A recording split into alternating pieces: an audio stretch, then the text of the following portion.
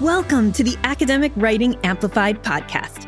On this podcast, we believe that the culture of academia needs to change radically. Women and non-binary people are revolutionizing academia within institutions that were not built for us. If you're ready to reject the culture of overwork, kick guilt and overwhelm to the curb, and amplify your voice to make a real impact on your field without breaking down or burning out, you're in the right place.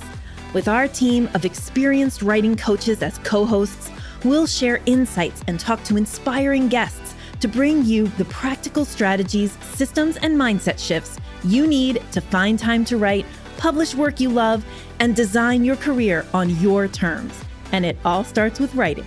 Let's go. Hello, podcast listeners. It's Cathy jumping into your feed today because today is the last day we are accepting applications for Navigate for our fall cohort. Applications close today. The enrollment period closes next Friday.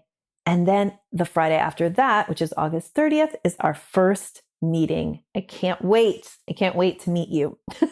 So today I'm popping in here to answer a question that you might have or something you might be thinking, which is, what if I fail at Navigate?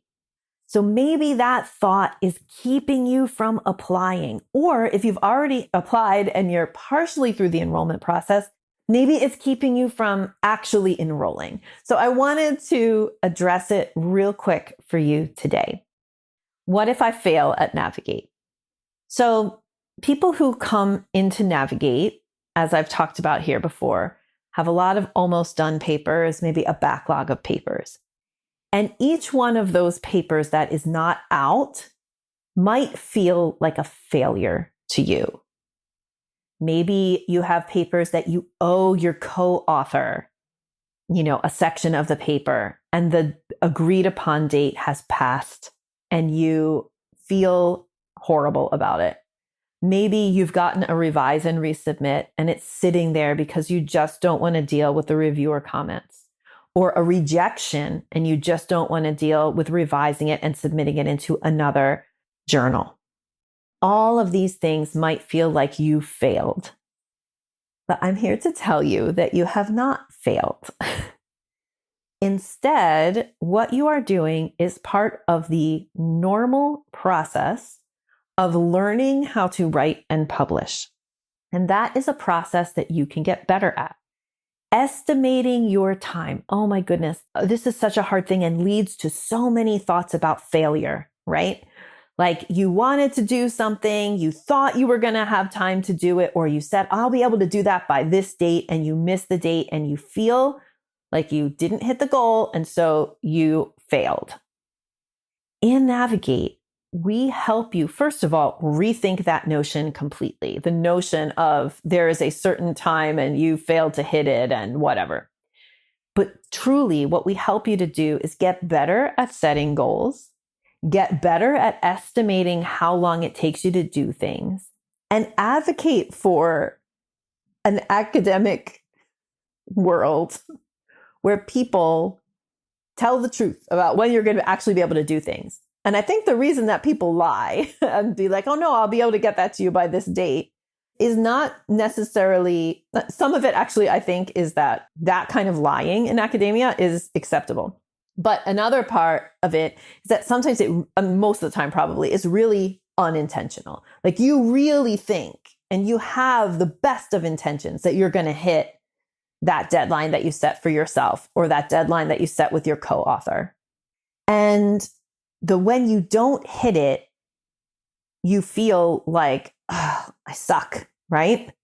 So let's get better at setting deadlines realistically.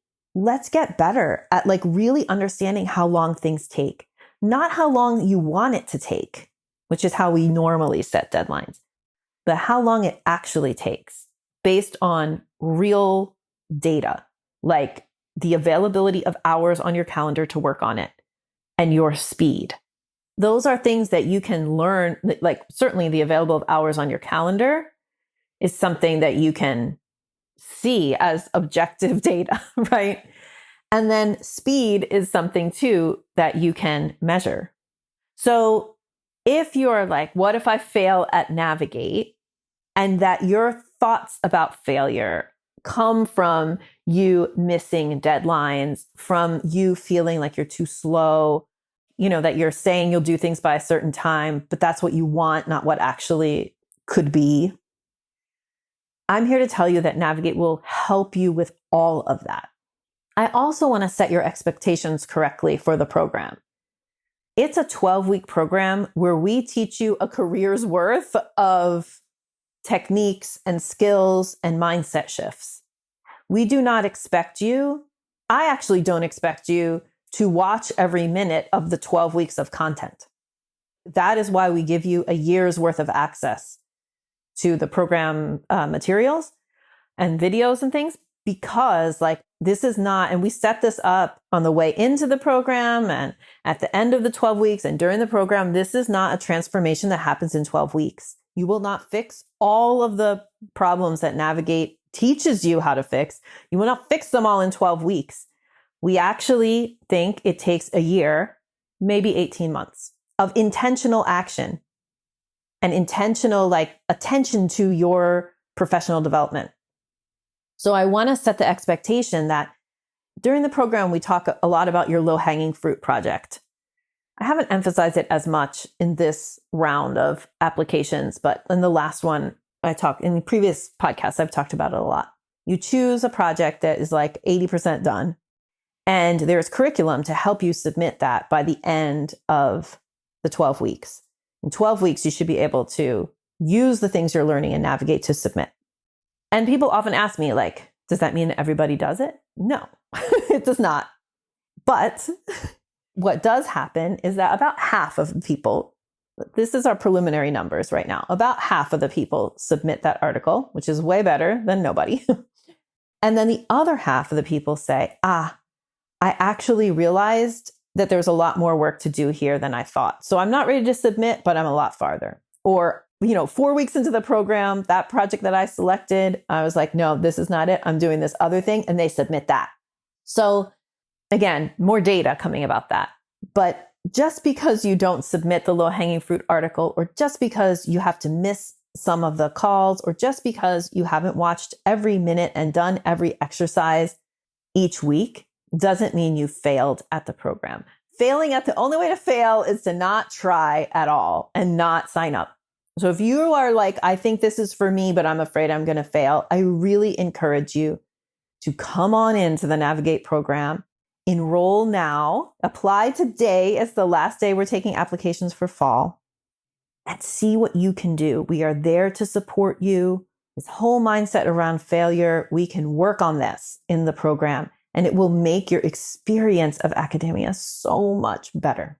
All right, so apply today. Just go to scholarsvoice.org/navigate and click the pink button to apply. Can't wait to get your application. Bye.